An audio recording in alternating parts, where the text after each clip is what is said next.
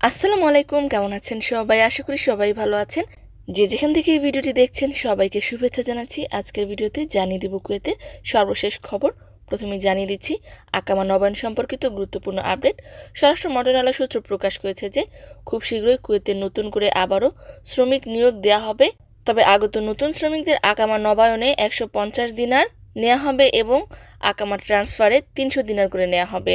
এ সম্পর্কে আরও বলা হয়েছে যে কোনো কোম্পানি বা প্রতিনিধি যদি এই নিয়ম লঙ্ঘন করে তবে তাদের বিরুদ্ধে কঠোর শাস্তি প্রদান করা হবে। 3 বছরের জেল, 2000 থেকে 10,000 দিনার জরিমানা অথবা উভয় দণ্ডে দণ্ডিত করা যেতে পারে। গত কয়েক বছরে অভিযানে যাদেরকে আটক করা হয়েছে তাদের মধ্যে অধিকাংশই শ্রম আইন লঙ্ঘনকারী হিসেবে আটক করা হয়েছে। শ্রম আইন লঙ্ঘন হলো নিজস্ব কোম্পানি বা স্পন্সরের অধীনে কাজ না করে বাহিরে কাজ করা, যেটাকে অনেকেই ফ্রি ভিসা বলে থাকে।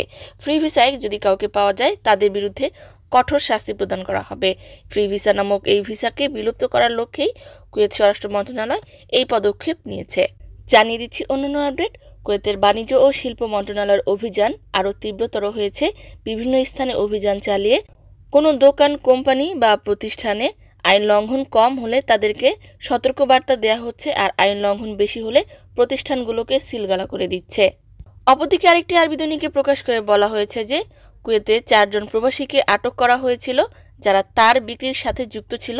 এই 4 জনের সাথে অপর আরও একজনকে আটক করা হয়েছে যিনি এই তারগুলোকে কিনত।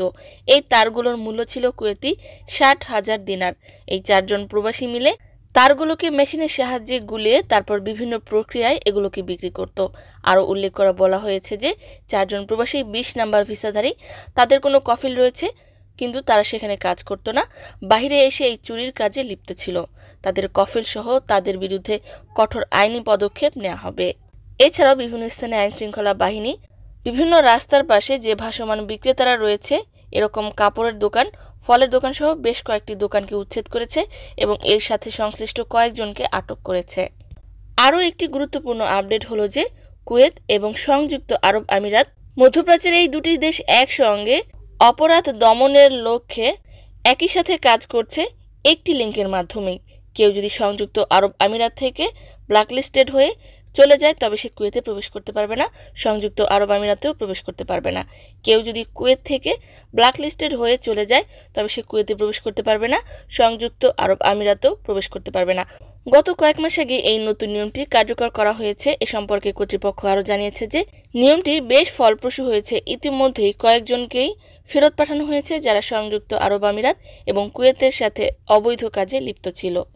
কুয়েতে সাধারণ ক্ষমা চলমান রয়েছে। 17 জুন 2024 পর্যন্ত এই সাধারণ ক্ষমায় অবৈধ প্রবাসীরা জরিমানা আদায়ে বৈধ হতে পারবে এবং জরিমানা ছাড়াই কুয়েত ত্যাগ করে পুনরায় কুয়েতে প্রবেশের সুযোগ পাবে। সম্মানিত ভিউয়ার্স, আজকের মতোই ছিল আপডেট। পুরো ভিডিওটি দেখার জন্য ধন্যবাদ। এ ধরনের ভিডিও পেতে চাইলে ইউটিউব চ্যানেলটিকে সাবস্ক্রাইব করে দিবেন, ফেসবুক পেজটিকে লাইক এবং ফলো করে দিবেন যারা পূর্বেই করেছেন। সবাইকে ধন্যবাদ। আজকের মতো বিদায়। আল্লাহ হাফেজ।